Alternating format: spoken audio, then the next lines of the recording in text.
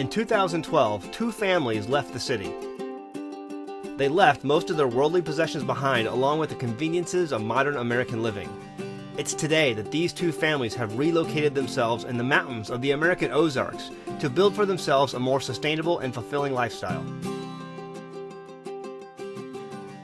We are an American Homestead!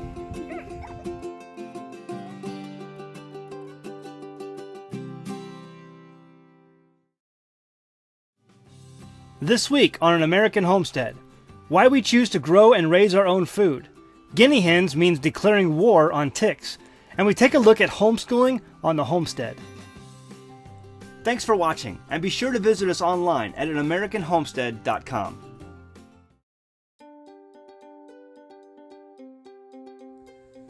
So what you're seeing is our garden, and we've worked really hard at getting a first-year garden productive. It was very important to me and my family that one of the main reasons we left the city was because we were sick and tired of the produce and the processed foods that you find there. They were very unhealthy. We knew that, and so one of the biggest reasons we left was to be able to grow a garden, to be able to provide fresh produce, healthy food for our family. Whether it was produce, whether it was meat, we can raise our own chicken, we can raise our own lamb, we can raise our own beef. We wanted to be able to raise our own food so that we can provide healthy food that doesn't have the supermarket or Monsanto's or any of the GMOs that we hear about today in the media. We were very concerned about the food we were feeding our family and feeding ourselves. And so we left. That was one of the big reasons we left, so that we could grow a garden. This garden, we worked very hard. This is a first-year garden. We knew that we had to provide the correct microbial activity inside the soil so that the garden would grow. Well, that required a number of things. It required for us, number one, to test our soil to see what nutrients the soil needed to be able to produce healthy plants.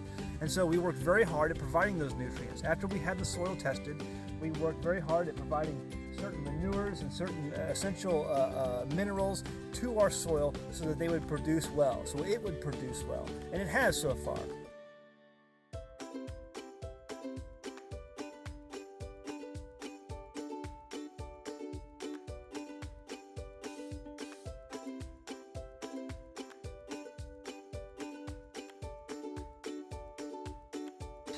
When you buy your food at the store, it's really impossible to know how that food has been grown and how it has been picked and then packaged and made into whatever you're buying. It's impossible to know all the ingredients in something. They have to write it on the package, but there's things like, spices, they'll say. Well, what is that? You don't know what that is, or what is like natural flavoring. You don't know how it's been made. It's been put through some chemical process using who knows what. All they are required to say is natural flavoring. Part of our goal in living on this land has been to produce a garden so that we know what we put into that food and how we grow it and then how it gets to the table, because we are 100% part of that process. And that's the only way we really know of to be able to assure that our food is not genetically modified, hasn't been had a lot of chemicals added to it. That's the only way we know, is to be able to produce our food ourselves, and that's part of our goal in being here.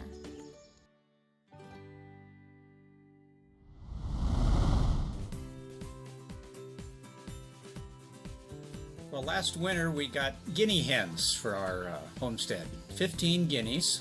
I was expecting we'd lose a few because, some of them get caught by wild animals and killed or get lost. But I figured we'd lose almost half of them, but we've done really well. We've kept like 9 guineas that we have in our guinea coop. They're really handy to have around. They eat lots of ticks and bugs. And the ticks, by the way, they get on the top of a blade of grass and looking for a ride from an animal or somebody who's walking by. Well, the guineas just come along and they just pick those little ticks up off the grass. The guineas are a good thing to have around because I hate ticks. I don't think we've had nearly as many tick incidents as we had last summer. They're rather noisy birds. For us, when we're around on the homestead, they're relatively quiet because they're used to having us here. But if we get any guests or visitors or a wild animal or something comes along, or if they find a snake, they just go absolutely crazy. They do make a lot of noise, but if you're not sleeping, it's kind of entertaining. The guinea house we made is 6 by 10, and then I have a caged area that's 4 by 6 along the side of it. Once you get your guineas, it's important to condition them or train them. So how we do it is in the morning, I take their food away from them, and then they go out and forage for ticks and other things out on our homestead. And then at night, right at sundown, I take and put their food back in their coop, and then open the little door for them to walk into their caged area, into the coop. It's a good practice to train and condition your guineas because they're semi-domestic. They can go wild very quickly, and once they get used to roosting in the trees or living out on the land, you're never going to get them back in their coop again. And it's just a matter of time till a coyote or an owl or hawk or something is going to take your guineas out.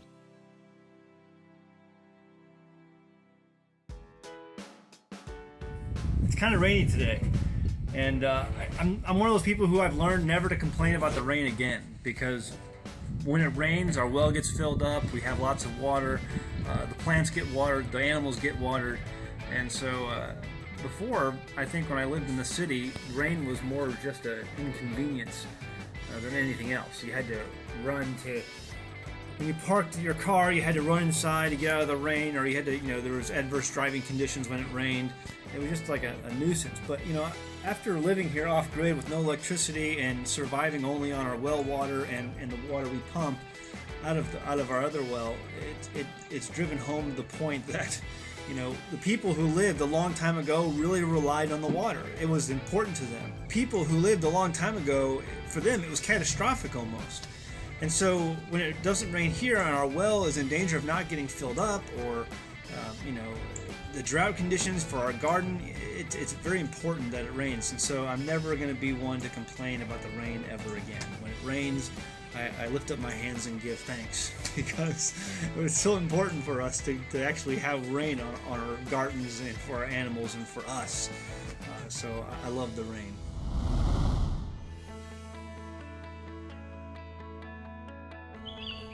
I look at the things that are going on in the school today. A teacher cannot sit down with each individual child and teach them on a daily basis.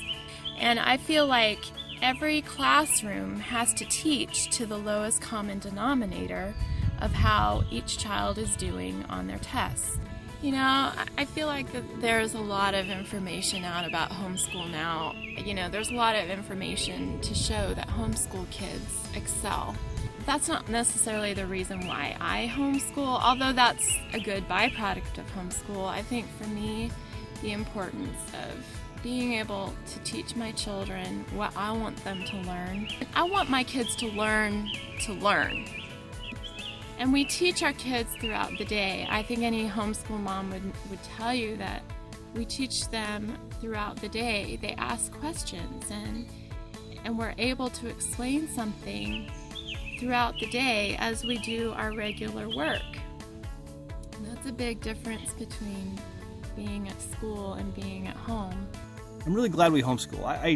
I'm glad our kids aren't going to these public schools that are completely overcrowded, and the kids are fed a lunch menu of GMO processed foods, and they don't have to deal with the large classroom sizes, the teachers that are incompetent, or there's just the things that you hear about constantly about the public school system. And not to say that all public school teachers are messed up, or all public schools are messed up. It's just, you hear about the things that go on there. And I went to public school for part of my life, and I feel that me and my wife are very well educated enough to take care of our kids and to give them a proper education, one that coincides better with our scriptural and religious beliefs. And so, yeah, I'm very excited that we're doing that here, and encouraged that my kids will get a good education and will be able to compete when they reach adulthood with the world around them.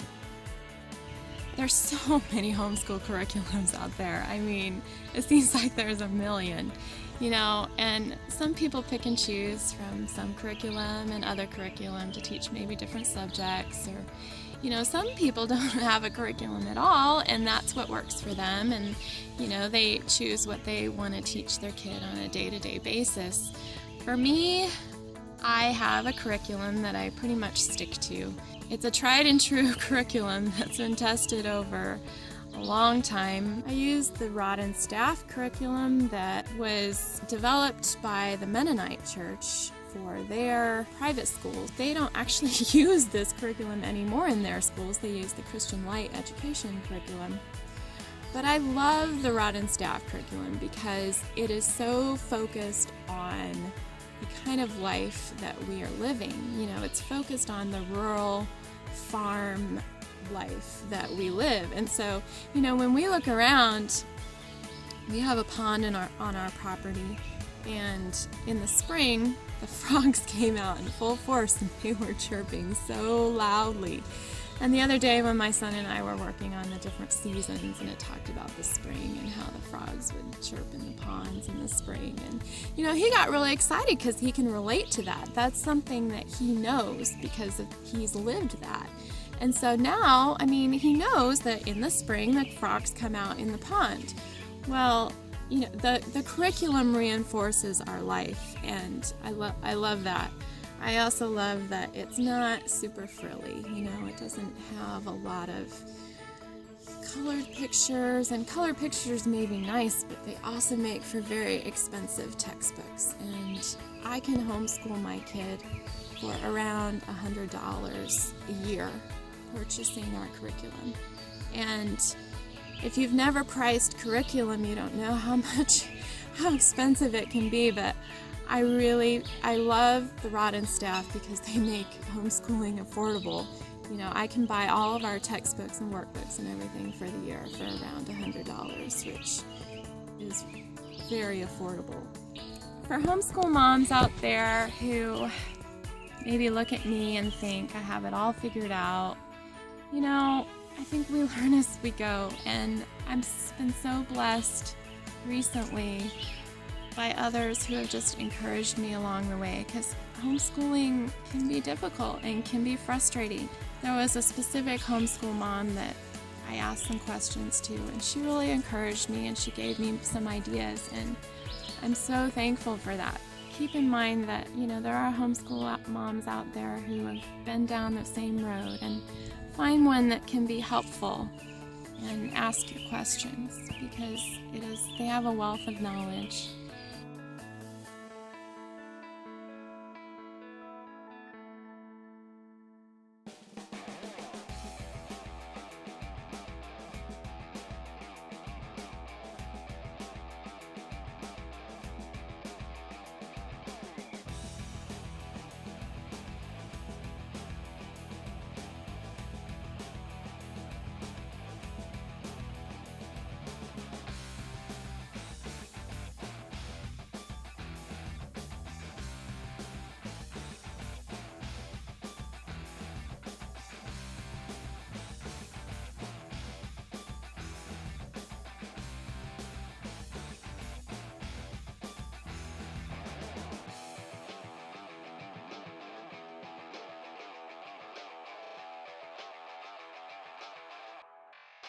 Hey, thanks for joining us again this week on An American Homestead.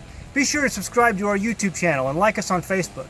Share our website with others and your friends. As you can see, we have a lot of projects going on around here.